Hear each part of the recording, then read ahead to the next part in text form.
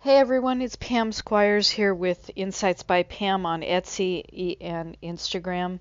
Wanted to talk to you today about Mercury retrograde. It went in on Monday, December 4th, and it's been causing a lot of static in the atmosphere.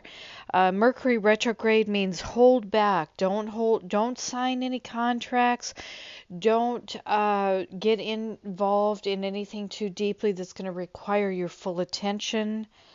Understand that things are going to be miscommunicated both in emails and text messages as well as speaking on the phone. So you want to make sure everything is very clear about what it is you're trying to say, either in business or even in a personal friendship or a relationship.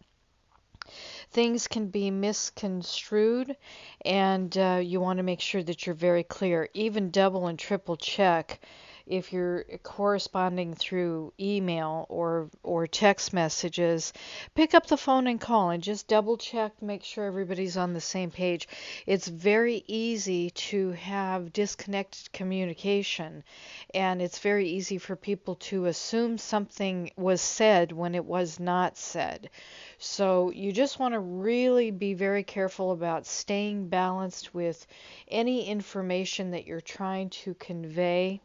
When you read a text message or an email, the same goes true with how you're receiving it.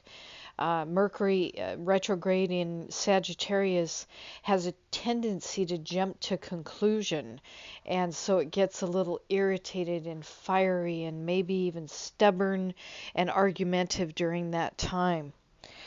This is not the time to buy a new house, a new car, invest in anything with a large sum of money. It's not a time to sign contracts, although if you do have to sign contracts, it's okay. Just make sure you double check the fine print and you go through that contract with a fine-tooth comb. Other than that, it's going to be a time of reflection, deep inner soul reflection, down to the very source of your Kundalini energy. Where is your direction? Where are you going? How are you going to get there? What is the motivation you need to spark that fire and go direct and make it happen? So now is the time to plan, but not necessarily execute. This is the time to be quiet and want to organize your thoughts and your direction and figure out how you're going to get there. And then in a couple of weeks when Mercury goes direct, then that's when you want to implement all of these things that you're thinking about right now. If you try to go forward with the opportunity, you might miss it. It might not be there for you. You might be ready for it, but the opportunity may not be presenting itself. And so this is where the inner frustration lies, because a lot of times you'll get this energy that you want to go forward and you're really feeling good and you've got motivation, but the opportunity isn't there. And so it's almost like you're fighting against the forces if you try to push the opportunity.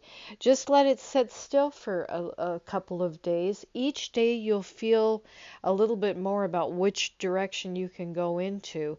Write things down, keep your notes and your receipts and your records organized. That's the message here also when Mercury goes retrograde.